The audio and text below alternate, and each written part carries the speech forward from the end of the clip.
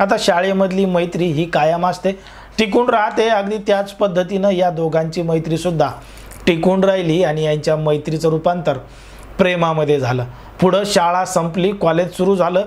हे दोघं जण कॉलेजमध्ये सुद्धा एकत्र राहू लागले, एकमेकांसोबत एन्जॉय करू लागले, एकमेकांच्या प्रेमात पडलेलेच होते।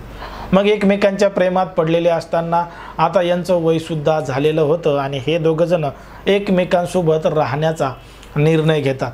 पण जेव्हा या संपूर्ण घटनेची माहिती त्यांच्या घरी कळते तेव्हा घडतं धक्कादायक प्रकरण, धक्कादायक कृत्य। नेमकं काय आहे संपूर्ण प्रकरण, कुठं घडली ही घटना, हे आपण अगदी स्पष्ट आणि सविस्तरपणे जाणून घेणार आहोत। पण जर तुम्ही अजूनही आपलं चॅनल सबस्क्राईब केलं नसेल तर लगेच सबस्क्राईब करून घ्या आणि बाजूला असणाऱ्या बेल नोटिफिकेशनला सुद्धा ऑन करायला विसरू नका। आता ही जी संपूर्ण घटना आहे ती आहे आपल्या महाराष्ट्रामधीलच छत्रपती संभाजीनगर शहरातील। छत्रपती संभाजीनगर शहरामध्ये राहणारा एक तरुण आहे आणि एक तरुणी आहे। शाळेच्या दिवसापासूनच शाळेमध्ये या दोघांची अगदी चांगली मैत्री होती आणि मैत्रीचं रूपांतर प्रेमामध्ये झालेलं होतं। शाळा संपली, कॉलेज सुरू झालं। मग कॉलेजमध्ये सुद्धा सोबत होते, एकमेकांप्रती आकर्षण होतं, प्रेम होतं आणि मग हे अशा पद्धतीने एकमेकांसोबत राहत होते। मग यांनी काय केलं, सोबत राहण्याचा निर्णय घेतला, कारण की वेगवेगळ्या ठिकाणी राहणं, दररोज एकमेकांना भेटणं हे कुठंतरी अडचणीचं ठरत होतं, म्हणून सोबतच राहण्याचा निर्णय घेतला।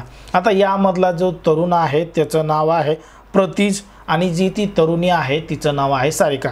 प्रतीज हा 20 वर्षाचा आहे तर सारिका हा 19 वर्षाची आहे आणि हा प्रतीज N2 भागामध्ये राहतो तर ती सारिका जी आहे ती वाळूज परिसरामध्ये राहते। आता हे जे दोनही नावं आहेत ते काल्पनिक नावं आहेत, या दोघांचे हे खरं नावं नाहीत। मग हे दोघं जण अशा वेगवेगळ्या ठिकाणी राहत होते, अंतरही खूप मोठं आहे, म्हणून यांनी एक सोबत राहण्याचा निर्णय घेतला आणि N9 मध्ये एक भाड्याची रूम घेतली, भाड्याची खोली केली आणि त्या ठिकाणी स्वतंत्रपणे दोघं जण राहू लागले।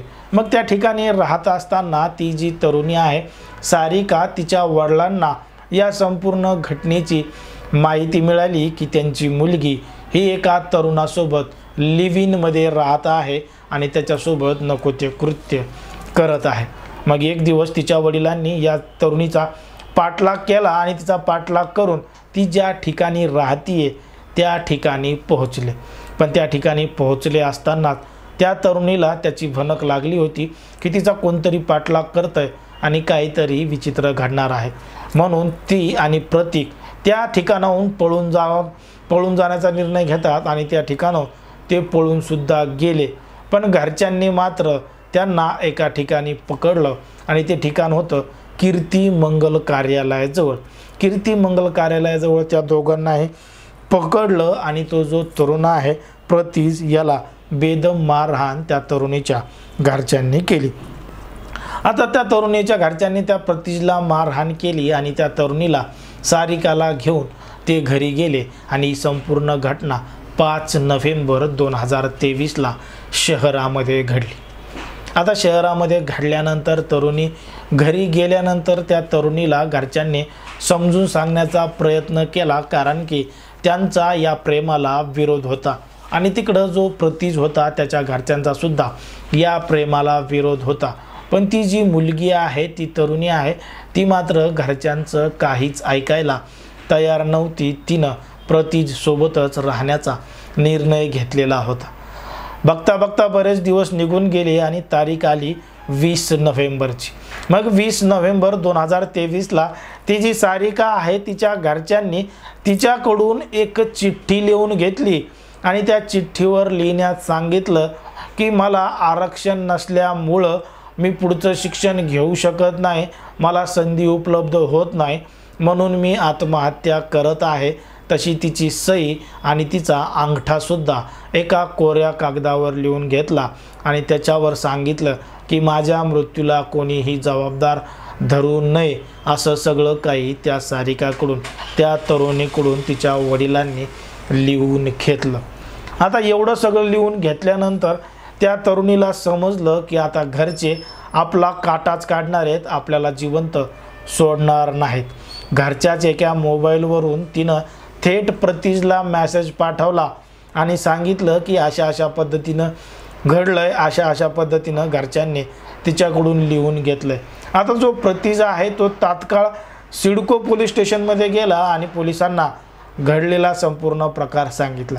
सिडको पोलिसांनी गांभीर्यानं या घटनेची दखल घेतली आणि ती जी तरुणी आहे तिच्या घरी गेले आणि घरी जाऊन त्या तरुणीला सुखरूप वाचवलं आणि ते जे आरोपी लोक आहेत तिचे आई वडील आणि अजून 2 जण या सगळ्यांना ताब्यात घेतलं आणि त्यांच्यावर कायदेशीर कारवाई सुरू केली आहे. पण तरुणीला सुद्धा ताब्यात घेतलंय आणि तरुणीला आधार केंद्रामध्ये ठेवण्यात आला आहे. पोलिसांचं जे शासकीय आधार कार्यालय आहे त्यामध्ये ठेवण्यात आलं आहे आणि ती तरुणी जी आहे तिनं प्रतीजसोबतच राहण्याचा निर्णय घेतला आहे, कारण की तिच्या आईवडिलांकडून तिच्या जीवाला धोका असल्याचं सुद्धा सांगितलेलं आहे. कारण की तरुणीचं वय हे 19 वर्ष पूर्ण आहे. ती घटनेनं तिचा अधिकार घेऊ शकते, तिचं सगळं काही मत मांडू शकते, तिचा निर्णय घेण्याचा अधिकारसुद्धा तिला आहे. म्हणून पोलिसांनी तिला त्यांच्याच ताब्यामध्ये ठेवलं आहे आणि तिच्या आईवडिलांविरोधात कारवाई दाखल केली. कायदेशीर कारवाई त्यांच्यावर सुरू आहे. पण जर आपण पाहिलं तर समाजामध्ये, देशामध्ये, राज्यामध्ये कशा पद्धतीनं गुन्हेगारीचं प्रमाण वाढत चाललं आहे. लिव्ह इन रिलेशनशिपमध्ये राहण्याचं सुद्धा प्रमाण वाढत चाललं आहे. तरुण तरुणी एकमेकांवर प्रेम करत आहेत. प्रेम करू नये असं काही भानगड नाही. प्रेम करावं पण घरच्यांच्या मर्जीनं करावं. घरच्यांचा विरोध असेल तर मात्र जो निर्णय घ्यायचा तो घरच्यांच्या मर्जीनं घ्यावा असंच आपल्याला या ठिकाणी वाटू लागतं. एकंदरीत या संपूर्ण प्रकरणावर, घटनेवर तुम्हाला काय वाटतं ते अगदी स्पष्टपणे कमेंटमध्ये सांगा. आणि अशाच पद्धतीचे नवनवीन व्हिडिओ पाहण्यासाठी आपल्या चॅनलला लगेच सबस्क्राईब करून घ्या. धन्यवाद.